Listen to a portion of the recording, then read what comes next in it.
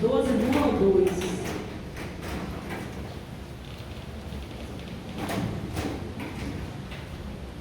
Apocalipse 12, 1, diz assim: apareceu no céu um sinal extraordinário, uma mulher vestida do sol, com a lua debaixo dos seus pés, uma coroa de 12 estrelas sobre a cabeça. 2.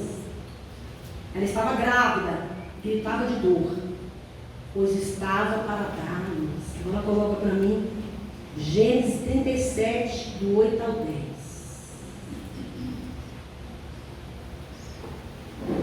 Gênesis 37, 8 diz assim.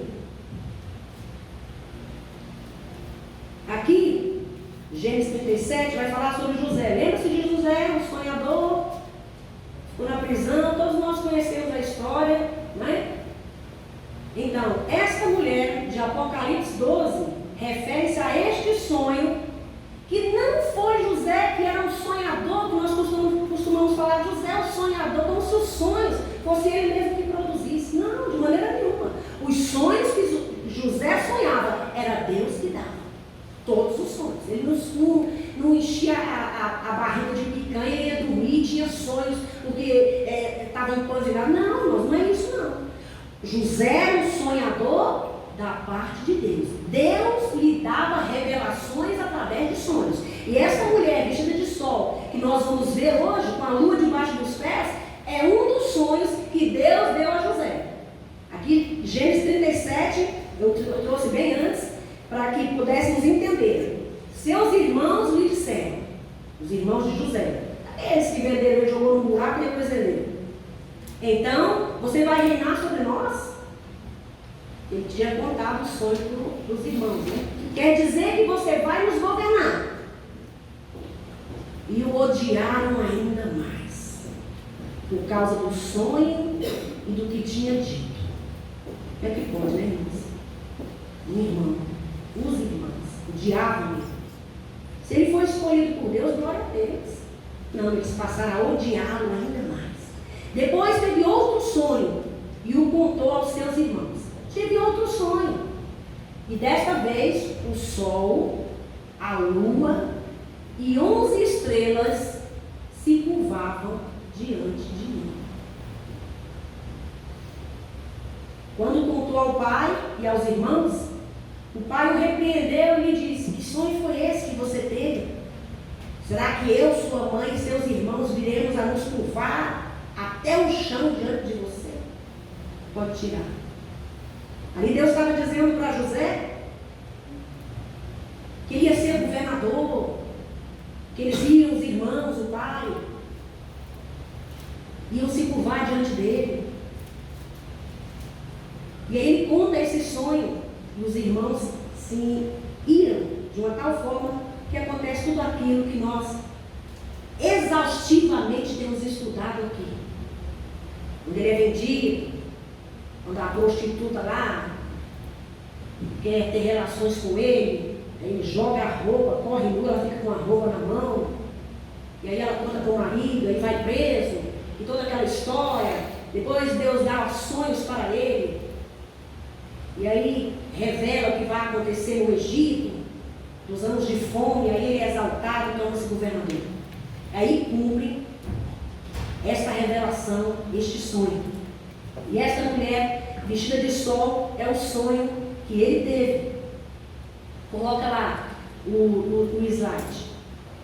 Antes de falar dessa mulher, eu tenho que dar uma geral aqui, só para que você... Eu não vou entrar nesses temas aqui, cada tema desse aqui é uma pregação, é muito grande, né?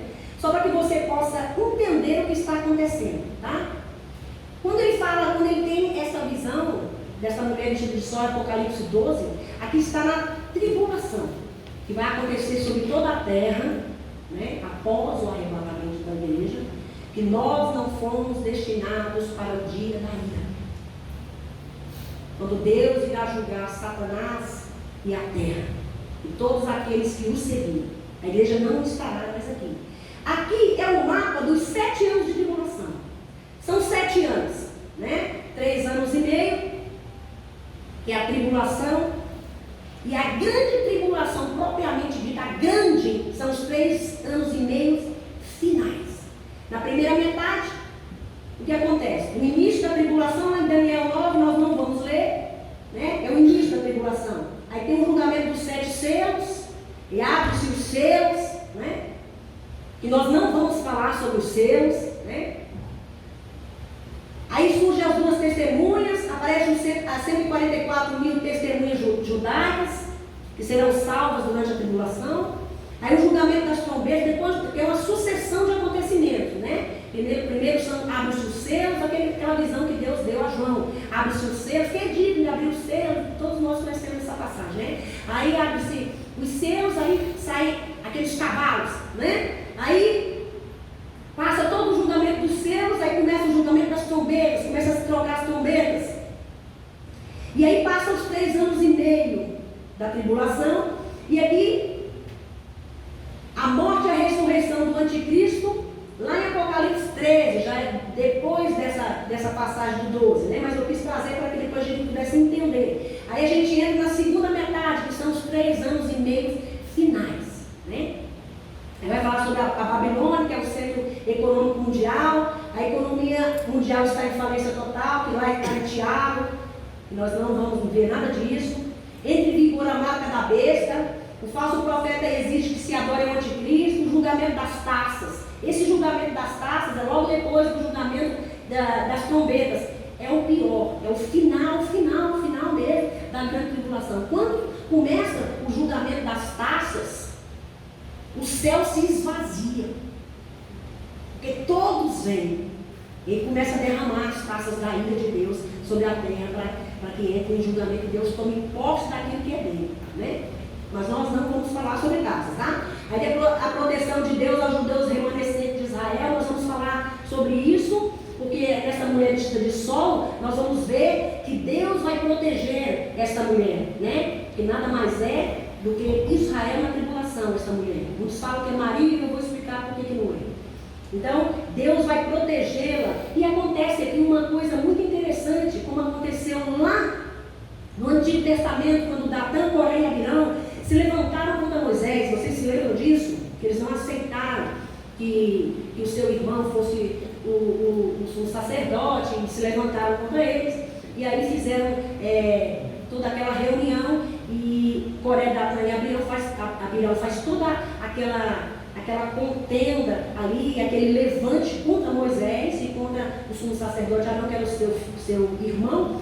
E aí a terra abre a boca. Aí a gente pensa, se terra tem boca? Tem. A Bíblia diz que tem. E aqui na mulher vestida de sol acontece de novo. É interessante isso. Quando a terra abre a boca, traga eles, engole. Datã, Coré e Abirão, os seus amigos, seus familiares, alguns ficam vivos, depois a gente vê alguns salmos por escrito por eles e tal. Mas o pior ali, aqueles que se diziam revolucionários, aqueles que levantaram toda aquela contenda contra Moisés e o seu irmão Arão, eles são tragados pela terra. E aqui, quando Deus vai proteger esta mulher vestida de sol, acontece novamente. Satanás, que é o dragão, por isso que eu não gosto nem de dragão nem de cobra, irmãos, porque quando a gente vê, a gente já sabe, porque quando a gente conhece esses sinais, muita coisa a gente rejeita, né? Eu não gosto nada que tenha cobra, não gosto nada que tenha dragão, porque remete imediatamente a Satanás, né? Imediatamente remete a ele. Então, quando esse dragão, que é Satanás, que era Lúcifer, todos nós sabemos, né? Lúcifer, que leva a luz, quando ele se acha, na verdade, né? Que ser maior do que Deus, ele é expulso, tal. E depois nós vamos ver a passagem que traz isso, expulso do céu. Nós vamos ver todas as expulsões que ele vai sofrer ainda, porque quando ele se levanta contra Deus, ele é expulso do trono, né? Entre as pedras afogueadas, diz a palavra, né? Ele reinava ali. Todos nós sabemos que ele era o maestro dos anjos. Ele ensaiava os anjos para oferecer um louvor ao Senhor. E ele descia do seu trono e vinha até a terra. E aí ele apresentava com aqueles anjos ali, aquele louvor, aquela maravilha. E Deus ficava ali, escutando, recebendo. Aí ele, que ele era um querubim ungido, querubim que cobria, Lúcifer, que leva a luz. Muitos teólogos dizem que ele é tão poderoso que quando ele andava, muitas luzes irradiavam dele. Ele era lindo, perfeito em formosura. A Bíblia diz, muito diferente de Jesus, né? Que a Bíblia diz que era sem beleza nem formosura, mas nós estamos falando de Lúcifer, aquele que se levantou contra Deus e foi expulso. Quando ele é expulso para o ar. Agora ele é o príncipe das potestades do ar. Você então agora que gosta de ficar fazendo essas meditações transcendentais e elevar o seu pensamento e tal, a Bíblia manda te dizer, levar todo o pensamento cativo em obediência a Cristo. Cuidado com essas meditações transcendentais que você faz, porque quando você faz isso, a sua mente começa a divagar, a se elevar e vai entrando em contato com demônios, e eles vão tomando conta da sua mente, e a sua mente vai se tornando endurecida, você tem um entendimento endurecido. Então, para o Espírito Santo entrar e fazer morada, vai dar muito mais trabalho. Talvez nem entre, né? Talvez nem entre. Então, agora, Satanás expulso esse dragão, essa serpente, que deu poder a estas nações, que daqui a pouco nós vamos ver os versículos. Essas nações elas vêm para destruir Israel. E quando elas vêm para destruir Israel, a terra abre a boca e traga essas nações. Eu vou trazendo os versículos para. Não é bom só falar, é bom falar e provar, né? Porque Bíblia é assim. É melhor você falar e provar. Porque tem tantas astrologias, né? Tantas teologias falsas. Então, é bom que se pregue e mostre onde é que está, né? Então, Deus vai proteger esses judeus remanescentes. Aí vem a destruição da Babilônia, Apocalipse 18, lá no final, e depois a batalha do Armagedon, que é aquela terrível batalha, né, quando todas as nações do mundo, né, vão marchar para destruir Israel. E muitas dessas nações serão exterminadas, dizimadas. Por isso que eu sempre falo, irmãos, para de falar que os irmãos aqui vão dizimar, porque dizimar é exterminar. Quando você fala com dízimo, como substantivo, é o dízimo, a 10ª parte. Agora, quando você flexiona, aí ele é um verbo, é dizimar, aí virou um verbo de dizimar, de exterminar. Então não fala isso, porque nós não vamos dizimar nada, nós não vamos exterminar, não vamos matar ninguém, nós vamos entregar o que é de Deus. Dar a Deus o que é de Deus, entregar o dízimo, só isso. Mas até eu falo isso de vez em quando, sabe por quê? Porque nós acostumamos com isso. Ficou tão comum, né, falar assim, a gente fala, nós vamos dizimar. A gente fala e depois, não é dizimar, é dar o dízimo, é entregar o dízimo, né, que é a 10ª parte daquilo que o Senhor nos dá, né, dá a Deus, Ele nos dá um bolo e a gente pega uma partezinha, 10ª parte e devolve a Ele. Só isso, né? Então vamos lá, coloca lá, eu acho que é o terceiro, vai passando aí, eu tenho uma mulher em cima de uma lua.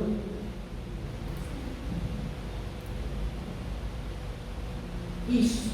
A mulher vestida de sol com a lua debaixo dos pés. E viu-se um grande sinal no céu, uma mulher vestida do sol, tendo a lua debaixo dos pés, e uma coroa de 12 estrelas sobre a cabeça.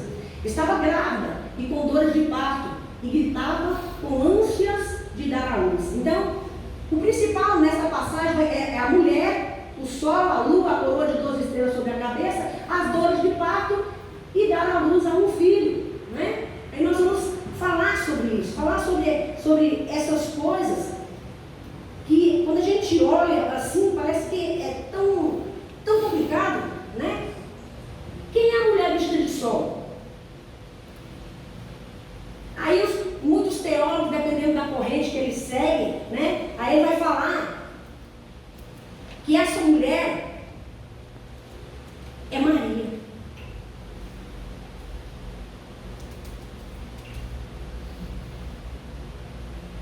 E diz que ela é a mãe humana de Jesus. Por que ela não pode ser Maria? Por que ela não pode ser?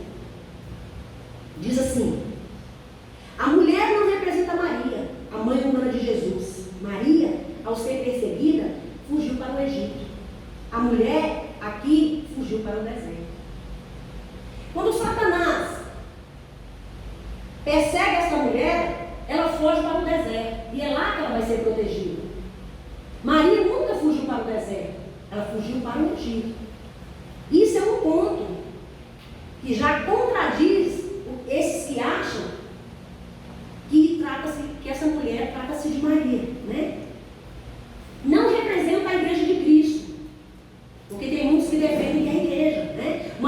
estava no céu com Cristo, e ainda o fato de que a igreja ter saído de Jesus, e não o inverso. A igreja aqui não poderia nunca ser ela, essa mulher ser a igreja, porque a igreja, você se lembra que a igreja já foi arrebatada? Nós estamos em Apocalipse 12. A igreja foi arrebatada antes da tribulação, que nós não fomos destinados para o dia da ira, lembra-se disso. Nós vamos sofrer as dores de parto, sim, mas a tribulação propriamente, nem a tribulação, nem a grande tribulação. São 7 anos de tribulação, né? Então, essa mulher não é a igreja, por esse motivo. A igreja já está arrebatada. E outra coisa, a igreja, ela saiu de Jesus, e não o contrário. Ela está grávida e com dores de parto. Quando diz que ela está grávida, está falando de Israel, da nação de Israel. De onde Jesus veio? Por que Israel é tão perseguida? A nação. Porque são os parentes e irmãos de Jesus. Foi e sempre será. Se você não sabe, Israel é a única democracia ali em toda aquela região. Mas é constantemente atacada. Por quê? Porque são os parentes de Jesus. Esta mulher, Israel, está grávida. Aquele volta lá no nascimento de Jesus. E ela está com dores de parto. E gritava com ânsias de dar à luz. Então, quando Jesus nasce, é Ele que vai dar início à igreja. Não o contrário, não é a igreja que vai originar Jesus. É de Jesus que se origina a igreja. Então, isso já é outro motivo que já prova que esta mulher de Apocalipse 12 não é a igreja, não é Maria, é Israel. Em 1948, com o voto de Oswaldo Aranha, todos nós conhecemos, né? Ela foi considerada nação. E aí, cumpriu-se as profecias de Ezequiel 36, que eu vou até ler aqui. Eu quero ler essas passagens aqui, porque é muito interessante como o Senhor faz. Ele faz e prova.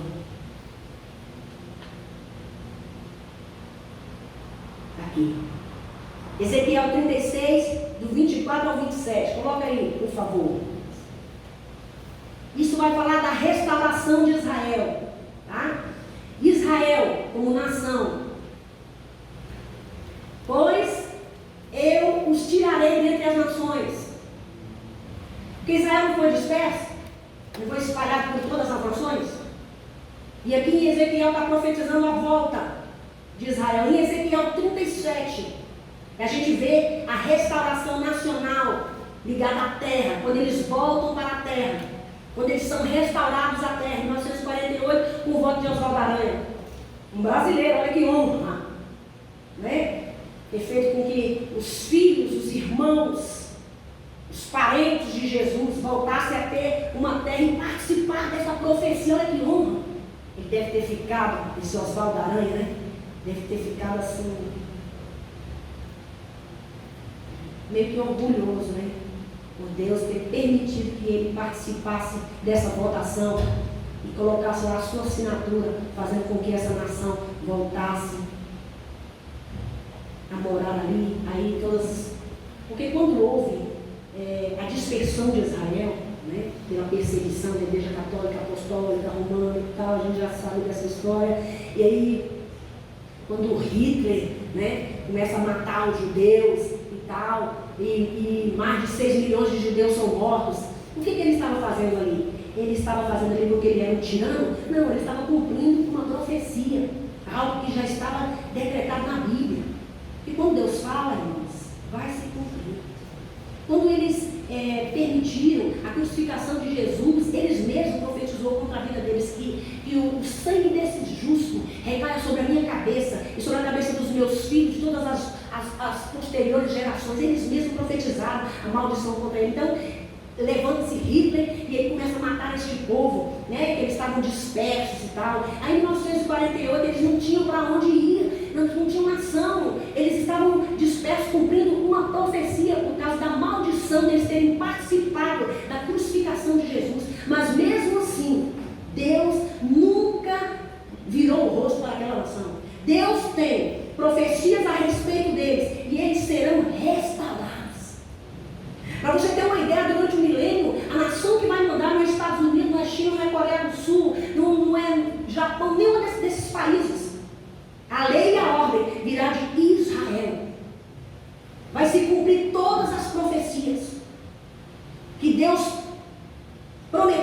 prometeu a Abraão quando ele chamava Abraão, lá em Ur dos Caldeus, quando ele diz: sai do meio da tua parentela e vai para uma terra que eu vou te mostrar, terra que mana leite e mel.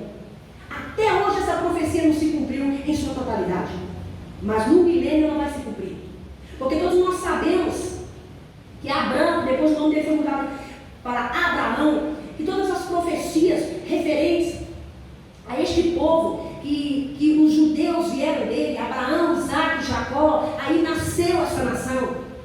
E Deus nunca virou o rosto para eles. Nunca.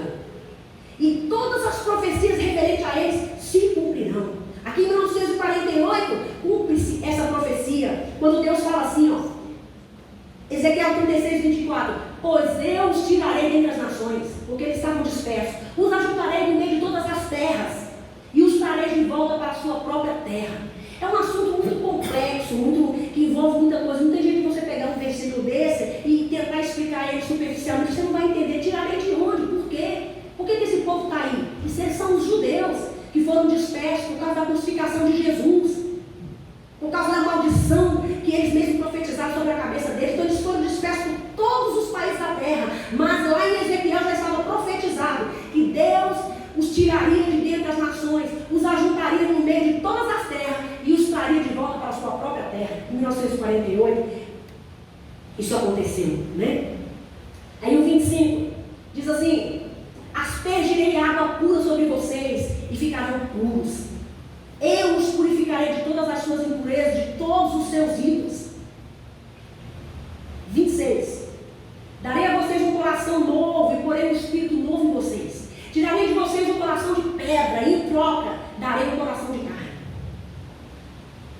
27. Porei o meu espírito em vocês e os levarei a agir segundo os meus decretos e a obedecer fielmente as minhas leis. O que acontece com esse povo hoje? Eles são cristãos? Não.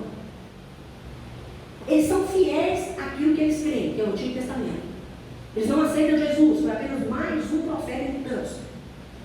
Muitos foram crucificados, porque era comum crucificar as pessoas. Tanto que Jesus foi crucificado no meio de 2 ladrões. Só que eles não sabiam que no meio estava o Rei dos Reis, Senhor dos Senhores, o dono do universo, aquele que se dispôs a morrer por nós, pagando a dívida que havia contra nós, que foi contraída lá no Éden. Quando Adão e Eva caem, pecam, e aí o salário do pecado é a morte, mas o dom gratuito de Deus é a vida eterna. Eles não sabiam que aquele homem que estava no meio daqueles 2 ladrões era o Rei do universo, que ele estava ali porque ele queria, porque se ele não quisesse, ninguém poderia crucificá-lo, porque ele tem poder infinito. Mas, para cumprir as justas exigências de um Deus que diz que o pecado entrou por um e por um vai sair. Sem derramamento de sangue não há remissão. Sem derramar-se sangue não há remissão. Por isso no Antigo Testamento derramava-se tanto sangue. Tanto sangue. Moisés e os sacerdotes, os sacerdotes ali viviam matando boi, galinha e pato, não sei o que, e pegava e olhava. O sumo sacerdote ficava ali, que ele tinha a função de médico, como foi dito aqui, muito bem dito hoje pela manhã. E ele ficava observando aquele animal para ver se ele era impuro, se ele tinha algum defeito. Porque ele simbolizava Jesus, o Cordeiro Imaculado, sem ruga, nem mácula, nem defeito nenhum, para cumprir as exigências. Quando se sacrificava aqueles animais, não se perdoava pecados, apenas se cobria. A lei que foi dada a Moisés, ela era apenas um aio, ela veio apenas para cobrir, não resolvia o problema do pecado, mas veio um, e o seu nome Jesus, esse resolveu definitivamente. Porque o sacerdote, antes dele oferecer o sacrifício para perdoar o pecado de alguém, de pobre ou de rico, primeiro ele tinha que oferecer um sacrifício por si mesmo, porque ele era homem. Então ele tinha pecado. Mas Jesus não. Semente da mulher. Foi o primeiro barriga de aluguel que nós conhecemos, né? E o homem se valoriza, barriga de aluguel, não sei o quê. A primeira foi de Jesus. Né? quando ele já veio pronto. Ele não teve semente. A mãe de Jesus, Maria, ela não teve relação com José, relação sexual. Jesus já veio pronto e foi colocado no ventre dela. Só precisou da barriga, né? Então ele veio puro, sem ruga nem mácula, porque se utilizasse do sêmen de José e do óvulo de Maria, ele nasceria em pecado. Então ele veio dos céus, pronto, e nasce como todos nós nascemos, né? Glória a Deus, só que sem pecado, sem mancha, sem mácula, sem ruga. E antes de ser crucificado,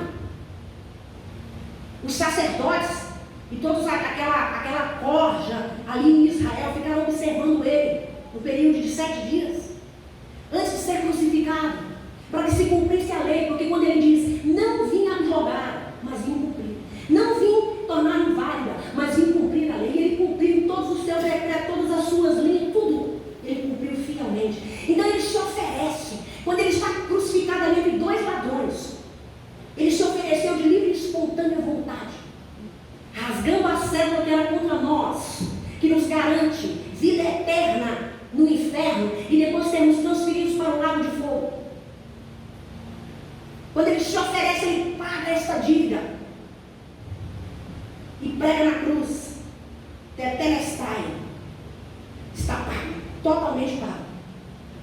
Então eu e você hoje temos o nosso nome escrito no livro da vida. Se a trombeta soar hoje, nós subiremos e adentraremos as cidades pelas portas. Glória a Deus. Aleluia. Vamos voltar.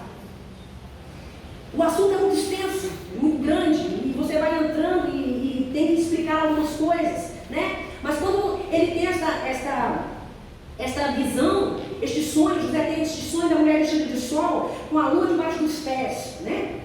E a gente sabe que essas estrelas, que essa lua, que este sol que ela envolta, né? É Israel envolta na glória e no poder, porque ela foi escolhida. Por quê? Não me pergunte. Talvez quando a gente chega lá, vamos perguntar para ele, talvez ele nos responda, né? Porque a palavra do Senhor diz que aquilo que está encoberto está. Mas quando chegarmos lá, será revelado, né? Lá em Deuteronômio 7,6, não precisa colocar, não vou ler aqui, senão não dá tempo.